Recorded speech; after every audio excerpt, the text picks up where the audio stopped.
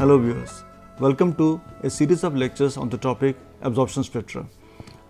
This basically pertains to Unit 1 of CH202 course of Organic Chemistry second year. Basically in this course we are going to talk about two spectroscopies, that is UV visible spectroscopy and also the IR spectroscopy. Since it is your first encounter with spectroscopy, so we will spend one session on introduction to spectroscopy, that is this session was dedicated to some kind of general introduction to spectroscopy. And then thereafter we will build on this and talk about UV spectroscopy, different aspects of that. What is the original spectrum, how does the spectrum look like, what are the factors that affect them, and what kind of information can we get from these spectra. So that will be the basic domain of this particular course here. Okay. Now today's session is planned as follows, that is, to begin with we will define what is spectroscopy, and then thereafter we will touch upon what is EM radiation and what are their characteristics there. Thereafter we will try to recall the quantum mechanical nature of molecules. Having done that, we will try to learn about how does the radiation and matter interact, what are the ways of these kind of interactions possible there, and then thereafter we will see what is a spectrum and what are its characteristics there, and then towards the end we will try to sum up what we do in today's session. Okay. Now what is spectroscopy? Spectroscopy basically is the study of interaction of electromagnetic radiation with matter, and it is used for variety of things. The most important for an organic chemistry is the structural elucidation of molecules. Another kind of an application of spectroscopy is in terms of quantification of different kind of analytes. And that will be very pertinent when you talk about UV visible spectroscopy.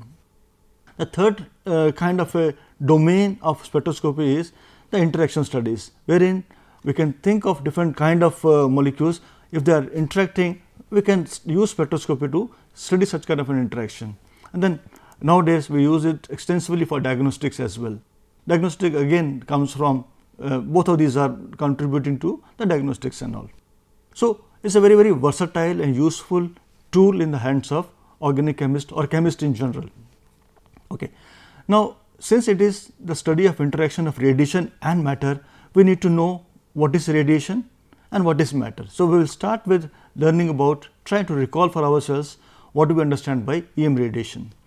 You will recall that electromagnetic radiation or EM radiation as it is called is basically a form of energy which is transmitted through space at very large velocities, 3 × 10⁸ meters per second in vacuum. That is a fixed kind of a constant velocity of light as it is. Now this also passes very readily through the vacuum because we do not need a medium for the transmission of EM radiation. There are two important characteristics of that. And as regards how do we look at, how do we visualize EM radiation can be seen basically as oscillatory electrical and magnetic fields. Let us see how does it look like. That is basically what I am referring to. That is, suppose we have a EM radiation which is proceeding or propagating in this particular direction shown by this arrow over here. So this radiation can be perceived to be made up of two oscillatory fields there. One oscillatory field shown in blue over here is this. That means there is an oscillation in the y dimension or z dimension as the case may be, because suppose I take this as an x dimension, this is in z dimension. And on the y dimension perpendicular to this blue thing, we have an oscillatory field over there. So this is my oscillatory electrical field, this represents my oscillatory magnetic field. So what we have is, we have got oscillatory electrical and magnetic fields which are oscillating perpendicular to each other and also perpendicular to the direction of propagation. So there are three things there. We look at this here, this is my direction of propagation of radiation, this is my electrical field there. So this means this is oscillating like this, and this is my magnetic field there which oscillates like this. So the three are mutually perpendicular to each other, direction of propagation, electrical field, magnetic field there. So that is my EM radiation. Now this EM radiation has got certain characteristics. Let us look at, because they are very important, we will be coming across this very often in the context of spectroscopy. And the characteristics happen to be, the first one is amplitude. Amplitude basically refers to the height of the crests or depth of the troughs of a wave. Let us understand this. Now suppose, let us look at this blue wave here. So this is the wave which is propagating like this. Now if I have this kind of a wave and a kind of oscillatory disturbance over there, we find that the maximas here are called as the crests and the minimas of a wave are referred to as troughs. Okay. So, when we talk about amplitude, amplitude basically refers to, as I said, the height of the crests. That means, if this is my reference point here, from here what is the height here? So, this is the amplitude of, say this is my amplitude of the blue wave here, this is the amplitude of the red wave there. So, amplitude basically refers to the height of crest or depth of the troughs there. This amplitude basically is a measure of the radiant power and the intensity of the radiation there. And in this picture what we see is that the blue wave has got higher amplitude. As you can see in terms of the height of the crest over there, for the blue wave is more than the red wave here. But important point which I want to bring home is that it is a measure of the power of the wave there. Let us look at these pictures there. Look at this is a scene of a seashore here. We see that there are small waves are coming over there. Now, suppose someone is standing on the seashore here and these waves come, they will come and hit the person, and then it will just cause very pleasant experience for the person. On the other hand, if I have another kind of a wave coming there, a very high amplitude wave is coming there. If this comes and tries to strike the person on the shore, it definitely is going to knock the person off, because that is the meaning of it. That means a wave with high amplitude has got more power behind it. That is what I want to bring home here. That is, the amplitude basically is a measure of the radiant power there. Okay. The second important characteristic of EM radiation is the wavelength. Wavelength basically is defined as a linear distance between two consecutive wave crests or wave troughs, or the distance of the complete cycle. Let us look at it. Now, I am showing you two waves over here. Let us look at any one of them. So, the blue one. So, if I see it here, say this wave starts here, that is how it is moving, propagating here. So, if I look at the distance between the two crests here, or maybe for the red wave here I have shown the two troughs here. So, for this happens to be the wavelength of the red wave here, this happens to be the wavelength of the blue wave there. Or other way of visualizing it, suppose I am looking at the blue wave here, I suppose I start from somewhere here, I go down like this, I come back here, I go up there and come back to same position here. So, this is one complete cycle. So, each one of them represents the wavelength, length of one wave. Let us look at another picture here, this probably makes it more clear. So, I am showing you an EM radiation, both the components of that, the electrical vector as well as the magnetic component there. What you see is the wavelength basically refers to the distance between the two crests here or the two troughs, or in this case I am showing you one full wave over here. So, that is the meaning of wavelength. This wavelength basically is represented in terms of a Greek letter called as lambda. That is how we represent a wavelength, and the units, it has got dimensions, as it is called as wavelength, it has got dimensions of length and has got units. SI unit happen to be meter, but typically meter is very long. So, normally when we express these things, we talk in terms of centimeter, micrometer, nanometer or even angstrom units. So, they are the commonly used units over there, and it is important to know about the conversions between some of the three important ones I am sharing with you. The 1 angstrom happens to be 1 into 10⁻⁻10 meters, it is a very small unit here. A nanometer very commonly used is 1 into 10⁻⁹ meter, and a micrometer is 10⁻⁶ meters there. So, wavelength basically is length of the wave, that is important. Another parameter happens to be the frequency. Frequency basically is the number of wavelengths or the wave crests, you can say, that pass through a given point per second. Now, suppose a wave is coming towards you or going away from you, and if I look at one point of reference, how many wavelengths pass through that point in a given time, that is a frequency. So many wavelengths per unit time. Let us look at this picture here. Now, suppose I am again showing you two waves here, one the red one is the blue one here, and suppose I am looking at this point of reference for me, and if the two waves are propagating at the same speed, that means they will travel their distance from A to B in the same amount of time, and if they travel this distance, and if I look at from this point of view here, I will find that the red wave passes through this point B more often than the blue one here. That means, this red wave has got higher frequency as compared to the blue wave there. So, we can imagine frequency to be the number of wavelengths which will pass through point of reference per unit time is important here. since per unit time is important here, so this is given a symbol as nu, that's a typical symbol for this. And as I was just mentioning that since per second is important, per unit time is important, the unit happens to be second inverse or per second. Second inverse is used more often, and it has been given a name as hertz. Hz is a symbol for that. And the frequency and the wavelength are related as follows, that is, the frequency is equal to c, that is the velocity of light, or velocity of radiation, by lambda, that is the wavelength there. That is a very common relationship which we will be using very often there. Let's take an example here. Now, suppose you have a microwave radiation having a frequency of about 12 gigahertz. Suppose I want to calculate the wavelength of the radiation. How do I go about it? I will make use of the formula I just mentioned here, because we know that nu is equal to c by lambda. I can rearrange this and say that lambda to be equal to c by nu. C is my velocity of light or the velocity of radiation, and nu happens to be the frequency.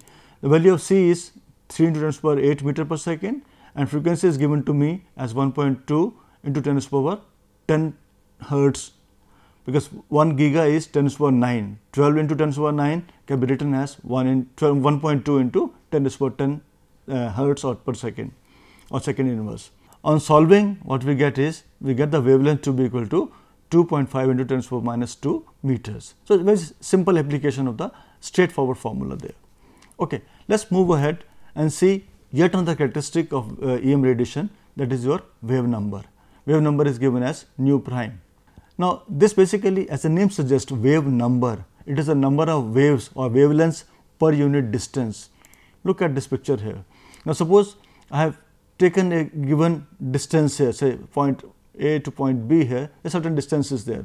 If I look at these two waves here, I find that there are more of red waves in this particular distance than the blue ones there. So, the wave number of red is more as compared to that of the blue here. So, we see that the red wave has got more wavelengths in the given distance. So, we say that the wave number of this red wave here is more as compared to that of the blue wave here. Okay. Now, this wave number actually, as I just said, is denoted by nu bar. Nu is a symbol for frequency. So, if I take bar on that, that becomes our wave number, and actually it is reciprocal to the wavelength expressed in terms of meters. That is how do we visualize wave number. That means, you see what is the wavelength in meter, take the inverse of that, that becomes my wave number here. And the unit happens to be obviously meter inverse, because it is a inverse, it is a reverse of the meter there. So, it is a meter inverse. Typically, though SI unit happens to be meter inverse, but we normally use centimeter inverse as the unit, because the waves we come across belong to this domain here. And this wave number and wavelength are related as the following expression there, nu bar to be equal to 1 by lambda, that shows that is the inverse of the wavelength here.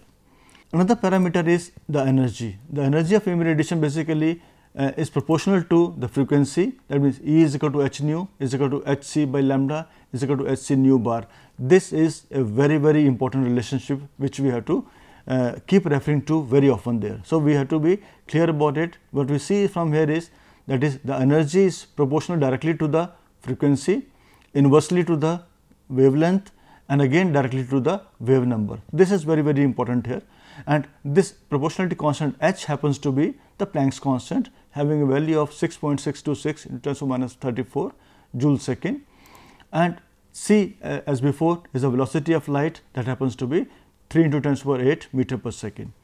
And as I just mentioned, because of this proportionalities here, we can say shorter the wavelength, greater is the energy, because there is a inverse relationship there, because if this is smaller, energy will be more. And secondly, higher the frequency, if the frequency happens to be more, the energy will be more, that means energy is directly proportional to the frequency there. So, this expression we will be using very often.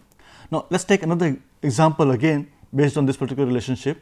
So, suppose I have got a radiation, this blue light actually has a wavelength of about 490 nanometers. If I want to compute the energy of 1 photon of blue light, how do I go about it?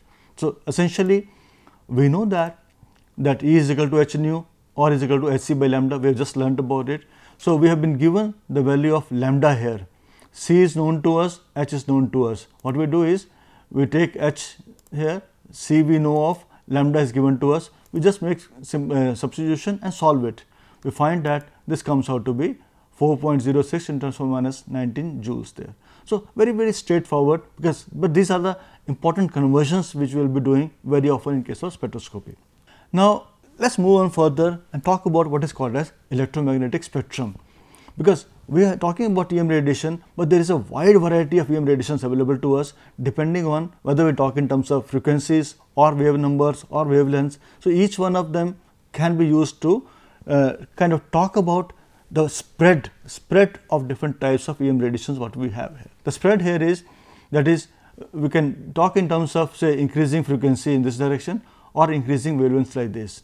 So, what you have is of very low wavelength happens to be the gamma rays, then it becomes X-rays, UV, and then we got small visible range here, infrared, microwave, and so on and so forth. So, on this extreme we got long radio waves, on this extreme we got gamma rays here, and if you talk in terms of frequency, that is how they vary here.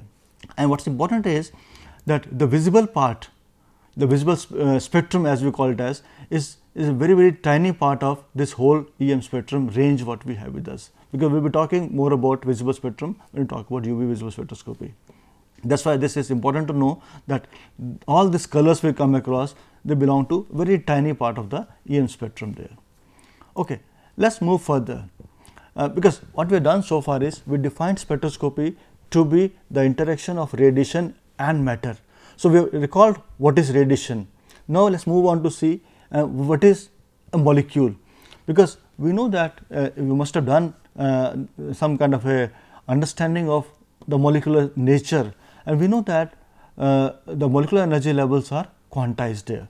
And what we have is, in the case of a molecule, there are different types of quantizations possible there. That is, the electronic energies are quantized, the vibration energies are quantized, and the rotation energies are quantized. So, there are three kinds of quantized energies we have in case of molecules. In case of atoms, things are very straightforward. You have a nucleus and there are different electronic energy levels there. Atoms is a simple case, but in case of molecules, we have got wide variety of energies which are quantized there. And second important thing which you have to take note of is here is, that is, electronic energies are far apart from each other. I mean this, because this is just a schematic representation, these values are very large. That means from this is my first level here, the ground level, this is my first excited state here, this will be enormous amount of energy there. As compared to that, these blue lines here or the green ones here, they represent the vibrational quantization energy levels for the ground state here and for the excited state over there. And this red bunch of lines here, they are the rotational levels which are quantized per say for this particular vibration energy level, they are the quantized rotation energy levels there. So, we have got three kinds of quantizations possible in case of a molecule. And when you talk about spectroscopies, we will be talking about some kind of transition amongst these energy levels there. Okay. So, the important point is that we have got molecular energies which are quantized. We have got radiation, we have seen what they are, the characteristics of that. We also know the molecules now. Then, when the two interact, what can happen there? When the radiation and matter interact, there are three possibilities. The first possibility is there is an absorption there. That means, the molecule happens to be in one of the lower energy levels there, and it absorbs energy and goes to higher energy level. That is one possibility. That means, energy is coming from the EM radiation there. Second possibility is, that is, the molecule to begin with is in excited state, it emits radiation or gives out energy and comes down to lower energy level. And third possibility is some kind of a scattering coming into picture, because that is not in our domain, but I am just mentioning it for sake of it here. Now, let us understand, because we are going to talk primarily absorption spectrum. So, let us understand what is absorption here. Absorption basically refers to absorption of a suitable photon. That means, a photon basically refers to one quantum of light or the EM radiation there or the energy here. So, this causes excitation from a lower energy level, say E1, to higher energy level E2. Let us understand this. Suppose there are two energy levels here, say level 1 and level 2, and say let me just take them to be say electronic energy levels there. Suppose let us say this is an electron here which is in the lower energy level here, and what happens is when the photon comes, it strikes the electron and this electron goes to higher energy level. That is the meaning of absorption. That means, radiation is coming, falling on the system, and the system absorbs energy and goes to higher energy level. That is the meaning of absorption here. And these energy levels in principle could be electronic, vibrational, rotational, or even some other type.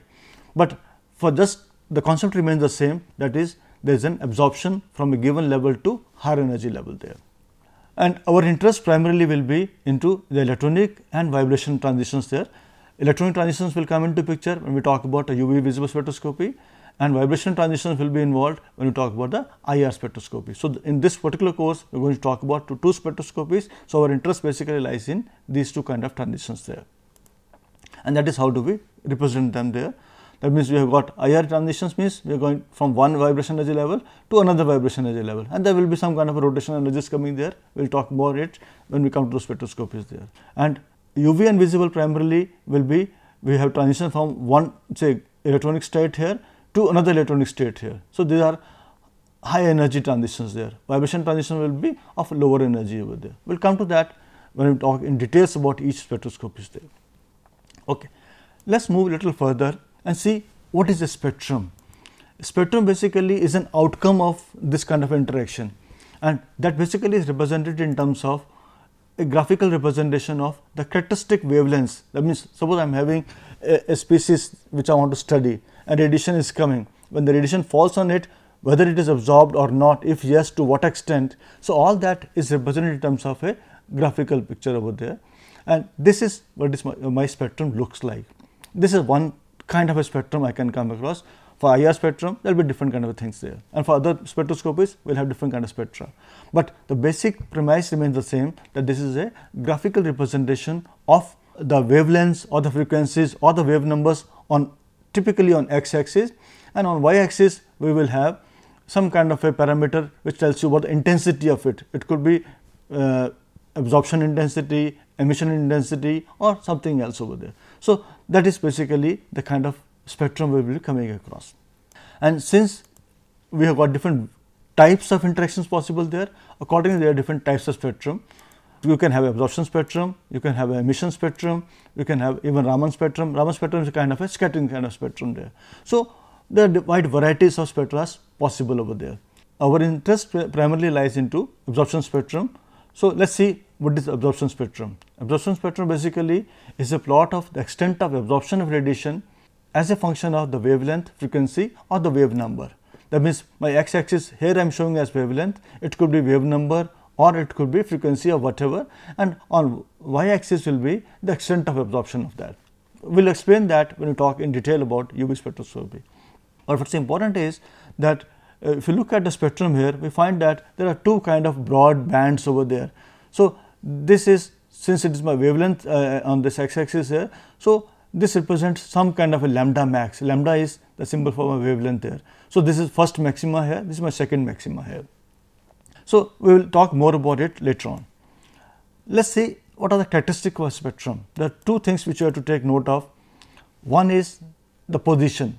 Position basically, because we just shown you the spectrum, there are two peaks there. So, what is this position there? That position will be determined by the difference in the energies of the levels which are involved in the transition. That means, if I have an interaction there, the molecule is in certain level, from which level to which level is the transition taking place, that energy is going to determine the position of the signal there. And second is the intensity. That means, what is, because we have seen the spectrum here, we saw that one band was larger one, other was smaller there. So, this is more intense than this one. Why so? We will talk about it at a later stage.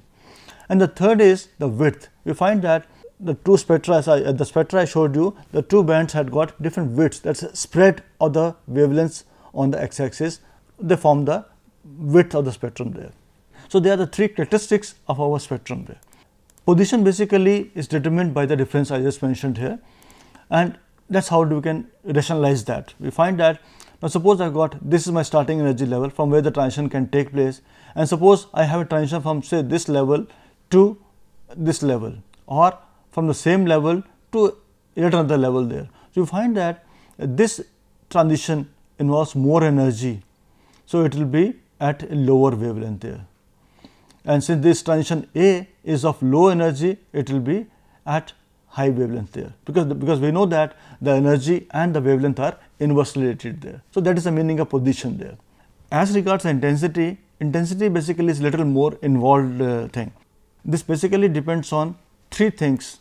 One is the transition probability, second happens to be the population of the level from which the transition is taking place, and thirdly the concentration of the material which is interacting with the radiation there.